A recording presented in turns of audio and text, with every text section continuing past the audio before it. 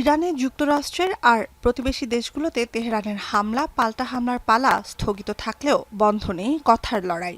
একদিকে মার্কিন president Donald ট্রাম্পকে যুদ্ধে পরাজয় মেনে নেয়ার আহ্বান ইরানের, অন্যদিকে তেহরানকে চরম মন্দ আখ্যা দেন Trump. Nowhere is the communist attack on American society more clear than শান্তি আলোচনায় অগ্রগতি আর কৌশলগত হরমুজ প্রণালী দিয়ে তেলবাহী জাহাজ চলাচল স্থবির।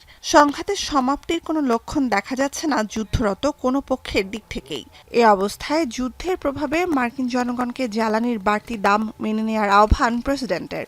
সাফ জানান, ইরান যুদ্ধের জন্য কখনোই ক্ষমা চাইবেন না তিনি। very evil country cannot have a country really it's the number one state sponsor of terror in the world. We don't want to have them have a nuclear weapon. So remember that when you have to pay a little bit more, you're at $4. It's okay. I mean, it's I'll never apologize. I did the right thing. চলতি বছর যুক্তরাষ্ট্রে পেট্রোলের দাম বেড়েছে ২৯%।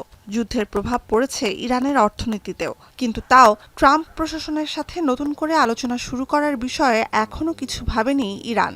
দেশটির পররাষ্ট্রমন্ত্রী Abbas Araghchi জানান, বিশ্বের ৫ ভাগের ১ ভাগ তেল পরিবহনে ব্যবহৃত হরমুজে জাহাজ চলাচল স্বাভাবিক হবে তখনই যখন তেহরানের দেয়া শর্ত মেনে নেবে ওয়াশিংটন। প্রতিক্রিয়ায় শিগগিরই হরমুজ প্রণালীকে যুক্তরাষ্ট্রের অংশ ঘোষণার প্রতিজ্ঞা ট্রাম্পের। And after we finish defeating Iran, which is being very badly defeated.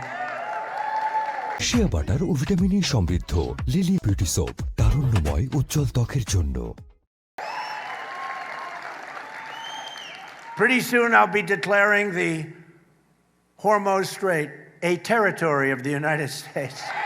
ট্রাম্পের শুক্রবারের মন্তব্যকে ফাঁকা বুলি আখ্যা দিয়েছে তেহরান। ওয়াশিংটনের হুমকি বা শক্তি প্রদর্শনে তেহরান ভয় পাবে না উল্লেখ করে সামাজিক যোগাযোগ মাধ্যমে ইরানের উপপররাষ্ট্রমন্ত্রী কাজেম গারিবাবাদি বলেন, শুধুমাত্র ইরানের কর্তৃত্বেই খোলা বা বন্ধ থাকবে হরমুজ। ১২ আগস্ট পর্যন্ত যুদ্ধ শুরুর পর ১৬৬ দিনে হরমুজ অতিক্রম করেছে ৩,৩৭১টি জাহাজ, যা যুদ্ধের আগে স্বাভাবিক যান চলাচলের ২০% কম।